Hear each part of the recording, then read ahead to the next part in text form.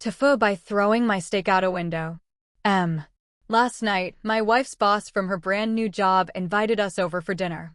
On the drive over, my wife reiterated many times to me just how important it was to make a good impression. I scoffed and arrogantly informed my silly wife that I always make good impressions. My wife's boss is a single lady in her 50s, so it was just the three of us. We chit-chat over drinks and salads and seemed to really be hitting it off. She laughed at my well-timed, perfectly appropriate jokes, and my wife seemed pleased. Soon she brought out the main course, a nice big juicy steak for each of us. As I began to cut into my steak, I was discouraged to discover how undercooked this steak was. Now, I've had my fair share of rare steak. I prefer medium, but I can handle rare. This was several minutes on a hot grill short of rare. I probably could have resuscitated the cow had I tried.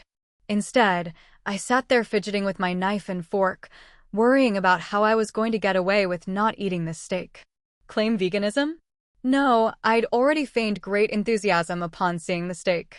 Just then, our hostess excused herself to the kitchen to take care of some dessert preparations. As I looked across the fancy dining room table at the open window of this third-story apartment, a cartoon light bulb appeared over my head. I knew I had to be decisive, realizing that she could return at any moment. I committed. I grabbed the steak with my hand, gently shook off the juice, and executed a perfect throw right through the center of the open window.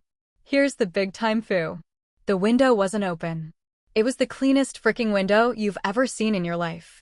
That is, until my mostly raw slab of steak slammed up against it and slowly slid down, leaving a trail of bloody juice in its wake.